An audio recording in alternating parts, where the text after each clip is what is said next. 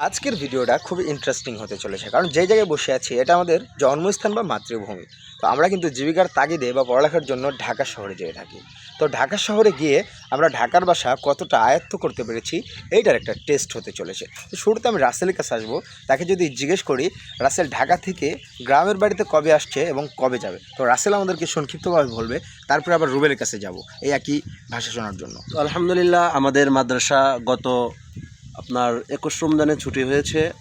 আমি কয়েকদিন যাবৎ সাভারে ছিলাম।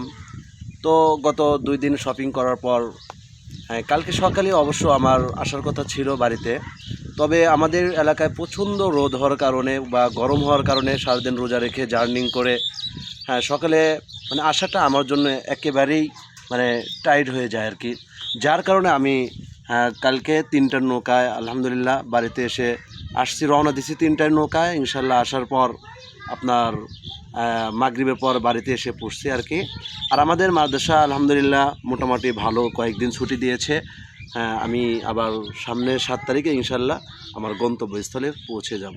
হ্যাঁ, আপনারা দেখতে পাচ্ছেন, অসংখ্য ধন্যবাদ। রাসেল কিন্তু তার ভাষা দিয়ে, ঢাকার ভাষা দিয়ে শুদ্ধ ভাষায় বলার চেষ্টা করেছে সে কবে আসছে এবং কবে যাবে। এখন আমি যদি রুবেলের কাছে যাই, রুবেলের কাছে আমি প্রশ্ন করব যে রুবেল কতদিন যাবৎ বাড়িতে আছে এবং ঢাকা কবে যাবে। তো আমি বাসায় আসছি প্রায় 10 রমজানে। আমি কোনো খেদমতো করি না, তো আমার কোনো তারাবিও নাই। তো আমি মাদ্রাসায় গিয়েছিলাম পরীক্ষা শেষ করে রমজানের একদিন আগে। তো একদিন আগে শুধু গিয়েছিলাম নিজেকে আর কি হুজুরদের সাথে সাক্ষাৎ করার জন্য। তো আমি সাভারে ছিলাম, আমি 10 রমজানে বাসায় আসছি।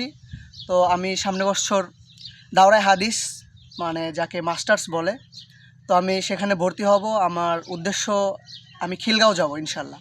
তো আমি যেন খিলগাঁওই আমার গন্তব্যস্থলে পৌঁছতে পারি, সকলের কাছে দোয়া চাই।